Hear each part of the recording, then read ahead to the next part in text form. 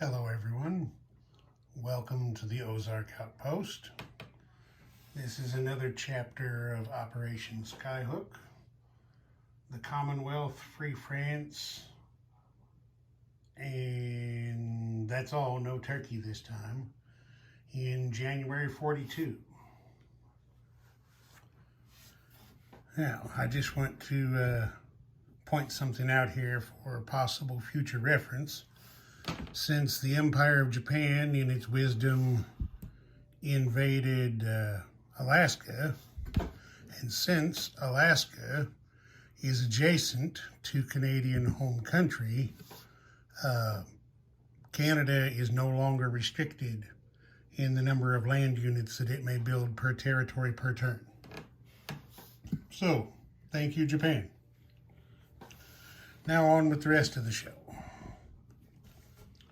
With the lone major factory, they're going to try improved construction once again. It's at stage 3, trying to finish it with a 7 or better. There's a 12, so Commonwealth now has improved construction in addition to wartime economy. So I have to make a couple of changes here, just a second, because it's affecting my build now. All right, I've got those corrections made, so let's go over here to the build chart. First, let's look at that tech chart, improved construction and so forth.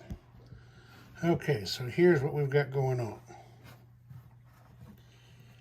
Due to the very poor shooting of the Kriegsmarine during Germany's turn, the British had 19 pounds in their bank to start this turn. They have spent 5, because improved construction makes facilities, which, as I understand it, facilities are defined as any constructed site, building, structure, whatever. So they spent 5 on the next stage of the major factory in Ottawa. They spent 4 on 2 militia, leaving them 10.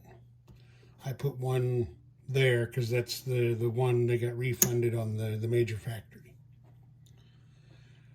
FEC started with 8. They have spent, no, they started with 7. 4 on a colonial infantry and 2 on a militia, saving 1. Anzac had 8. They have spent 5 on a submarine and 2 on a militia for 7, saving 1. Canada spent 6 on a destroyer. They started with $8 and have saved 2. Okay. So we're going to move around here and do a little bit of combat. And it's pretty much all going to take place right here in the Southwest Pacific. Zoom in just a touch. I think everybody's on the screen now. Okay, here's what we're going to do. These 2 coastal subs are once again going to raid the Tokyo line in C-Zone 122. This British submarine in 122 is moving 1 space to 132 to attack this Japanese destroyer. This Anzac sub in 124 is moving 2 spaces to join that attack. This Anzac sub in 126 is moving 1, 2, 3 spaces to also join that attack. So there's going to be 3 submarines ganging up on the poor lone Japanese destroyer. Then the Anzac squadron here in 125 is detaching the British destroyer that's going to remain behind. The rest of the squadron which includes 2 transports, are loading the Anzac Infantry and Artillery and the Patricias, and they are going to all come 2 spaces down here to C-Zone 133 for an amphibious invasion of West Timor. So there we have the Americans in garrison at Dutch New Guinea. For now anyway. And then we're going to have 1 combat up here in India. 2 colonial infantry and 2 Gurkhas from Bengal are going to attack 3 Japanese militia in Benares. There is a river in there, so the attackers will be -1 on the first round. So let's get up here and do some convoy raiding first. There's the field marshal, keeping an eye on things, making sure I don't screw up too bad. Okay, we'll go with the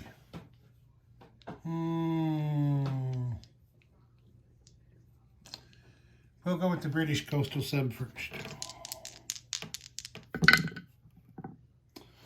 Okay, 7, 6 + 1 for a coastal sub, so that's 2 damage. Now the FEC coastal sub. 5 and 5 is no joy, so 2 damage on the Tokyo line and 2 yen removed from the Japanese treasury. So there's that. All right, next we'll come over here to the battle board in the dice tray, and we will do the sea battle down south. So there's 3 Commonwealth submarines and 1 Japanese destroyer. Submarines, of course, attack on a 3, and the destroyer defends on a 4.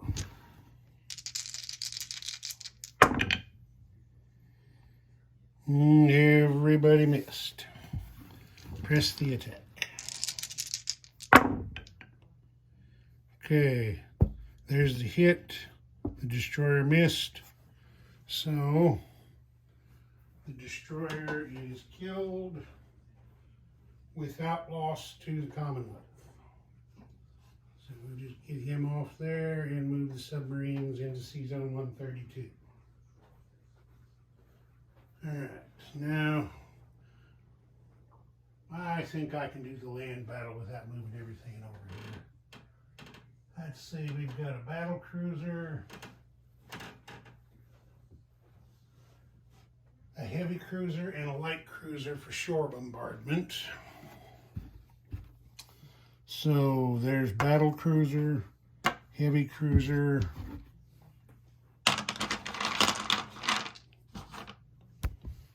and light cruiser. 3, 2, and 1. Okay, shore bombardment's all missed.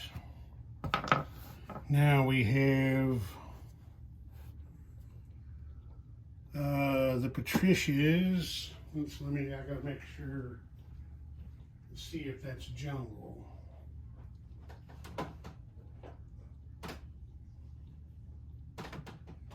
Yep. Looks like West Timor is jungle, so. Oh wait, that's no effect. Jungle only affects vehicle class units. Hooray! So, both infantry attack at a 2, and the Japanese militia defends at a 2. So, everybody's rolling 2s. and everybody misses. So now the artillery gets to come ashore. They're at a 3. This isn't the first round of combat, so I'm going to say they do not get a first strike, since they had to sit out the first round on the ship. All right. There is a hit. Hang on just a second. I suddenly couldn't remember if double casualties in an amphibious assault were first round only or all rounds. I think it's all rounds. But so there is double casualties from the militia hit. But I have well, I screwed up. I had a dilemma. I forgot to move one of the infantry up as being artillery supported. I did roll 3 with one of them, but like I said, I forgot to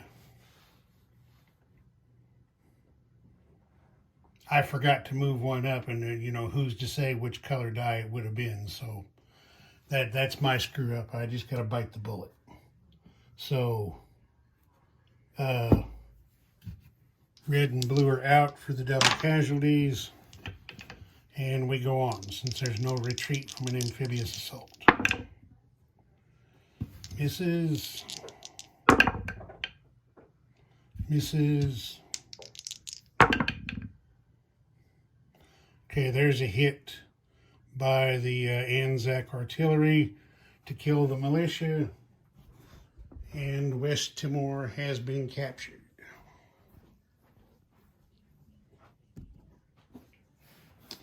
So these 2 are dead. Remove the Japanese militia. Get my handy dandy giant tweezers in there. I love those things. Get that stuff out of the way. And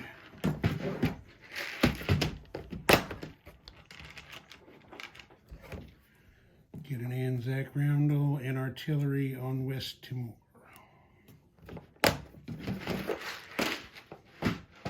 So, I don't forget to do it. Anzac goes up 1 on the income chart. They're up to 9. And Japan is down 1.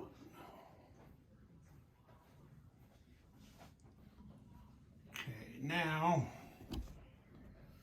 we've got the combat here in India. And this one, for simplicity's sake, I will move to the battle board. Okay, here we go with the battle. 3 Gurkhas, 2 colonial infantry, 3 Japanese militia. The Gurkhas and the colonials are rolling a 1 on the first round for a river penalty. Okay, everybody misses. So now the colonials and the Gurkhas go back up to their normal 2.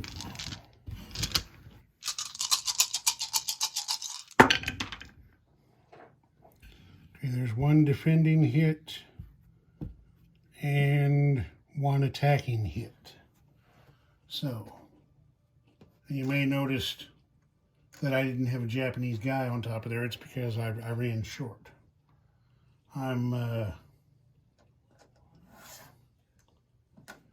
I'm upgrading anyway, so I'm having to get some more units I'm finding. So, 1 colonial infantry comes off and 1 Japanese militia.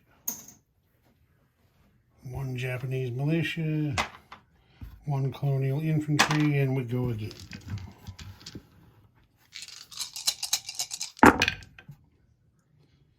Okay, there's a Gurkha hit. The Japanese miss, so kill another militia. They have 1 left. And we go again. Everybody missed.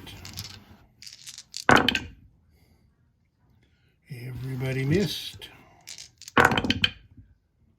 Okay, there's a hit on the remaining Japanese militia. So, 3 Gurkhas and 1 colonial infantry have liberated Benares from the barbarous Japanese occupiers. Take that rising sun off there. 3 Gurkhas and 1 colonial, and that's a 1 to, yes. So FEC goes up 1. Japan goes down another 1. That moves FEC up to 8. Japan down 1.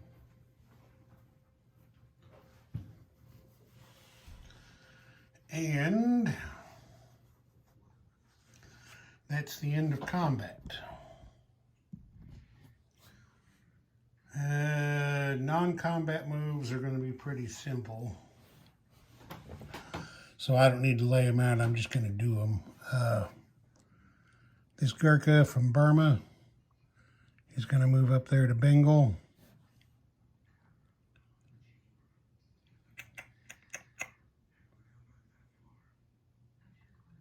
One Gurkha from Siam is moving to Burma. I'll replace him with a regular Gurkha off camera. I'll replace the chip, I mean. Then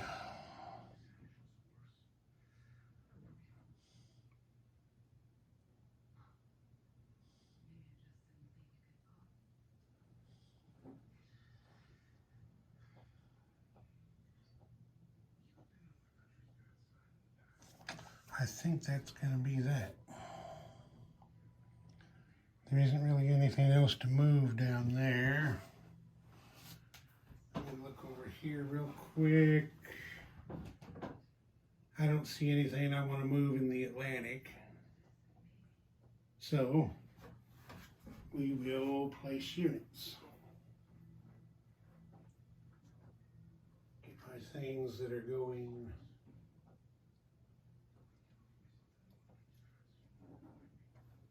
to the Pacific. And let's just get them in here. Okay. We're putting a colonial infantry in Bengal.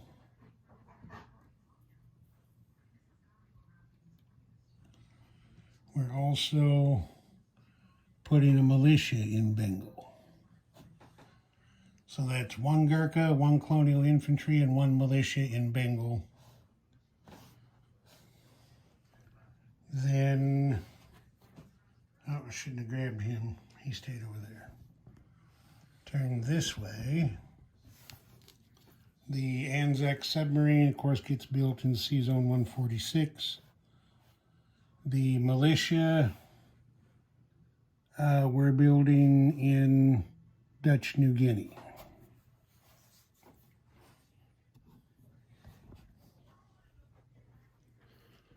Then over this way, the Canadian destroyer goes in Sea Zone 21.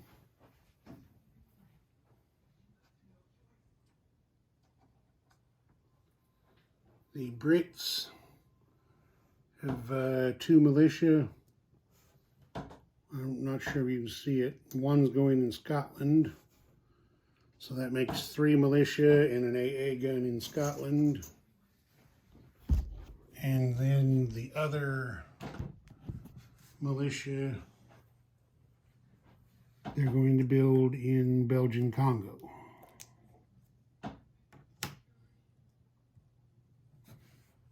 There's that.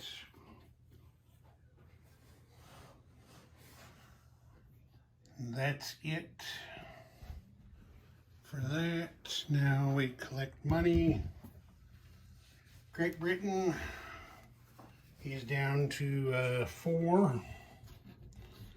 So they've got, what, 10 in the bank they saved.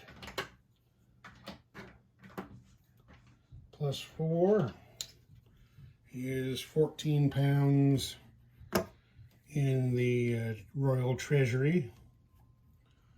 8 plus 1 is going to make 9 for FEC because they don't get any of their wartime bonus. Anzac's up to 9, plus the one they saved is 10. Killing the Japanese destroyer off West Timor preserved their bonus, so they pick up the extra 2. So that puts $12 in Anzac's bank. Canada saved 2 plus 6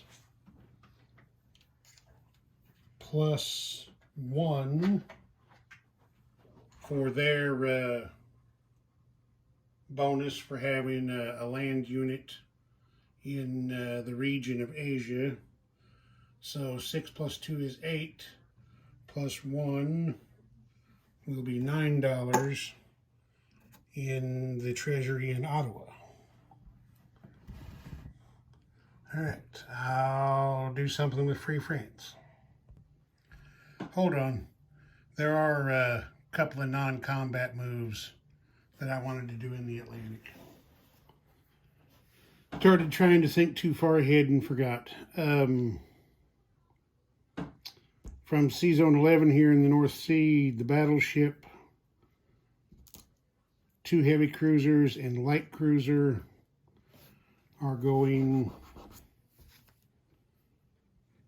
1, 2, 3 spaces to Sea Zone 23. They had major shipyard bonus from Scotland to let the battleship go the extra space. The 2 coastal defense ships and torpedo boat destroyer are staying behind to give some protection to the American transport. And then here,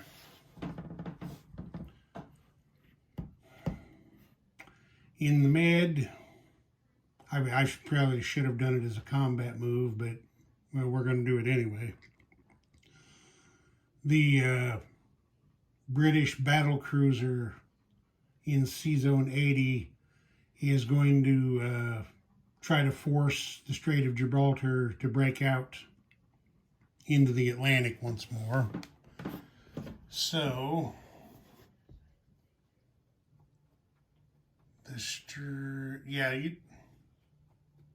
I don't believe you have to have coastal guns there. It's just the defenses get to make that rule. Yeah, I don't think you have to have coastal guns in place. So we got to come over here.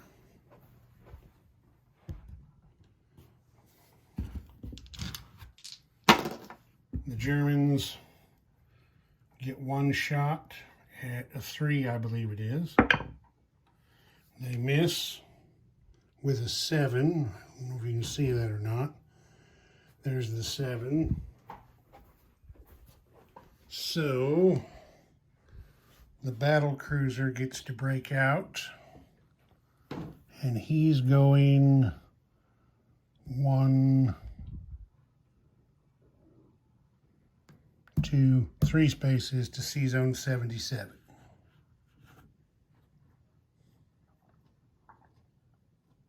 Yes.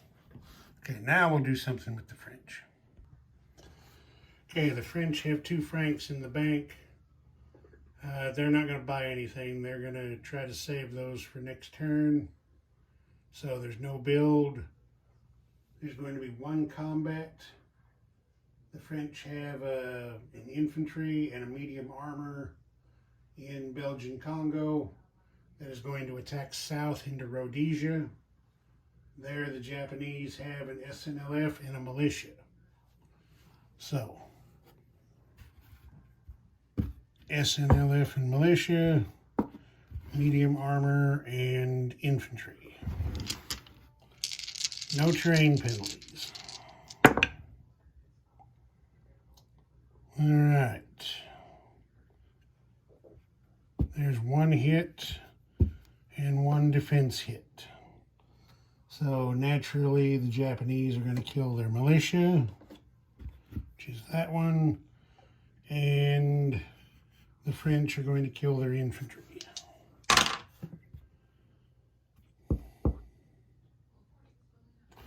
And he's going to press the attack. You can't let the Japanese have everything their way.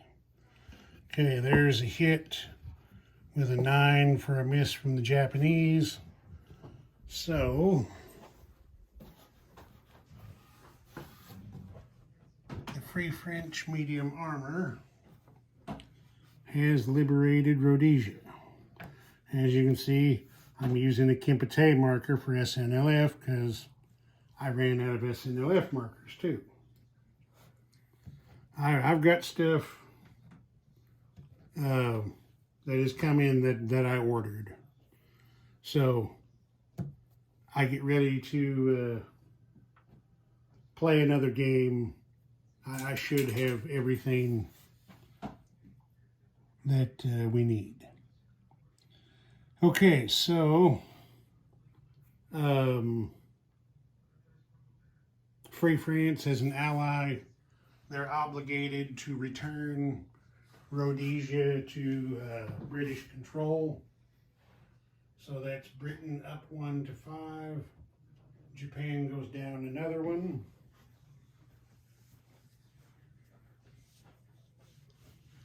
And that is it for Free French combat. They're not going to have any non-combat moves. They don't have any units to place. Their income is still 2, plus the 2 they saved. Puts 4 francs in General de Gaulle's bank. And I believe that is going to do it for this one. Let's have a quick look around here. There's the Allied tech chart.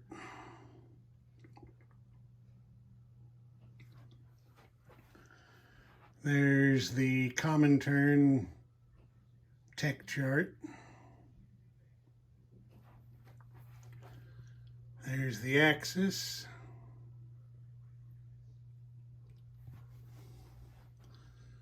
There's the income chart to the best of my knowledge.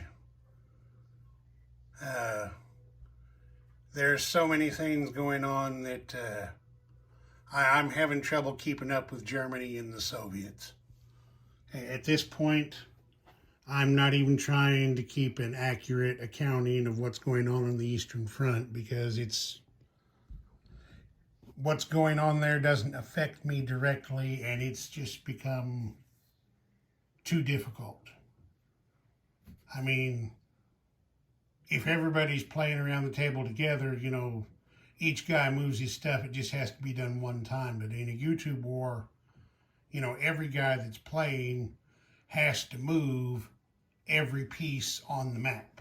And sometimes, you know, that can be fairly hectic. So, but we're working through it. Anyway, that's it for this one. Ozark Outpost. Oh, no, that ain't it. I almost went, but that's not it. The British have to have their wartime income roll. I tried to forget. See what I get for trying to forget. They rolled a 4. So, 4 more pounds into the British Treasury is going to make a total of 18.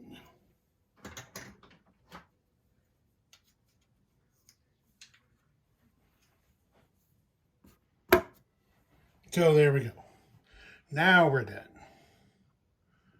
Ozark Outpost, over and out.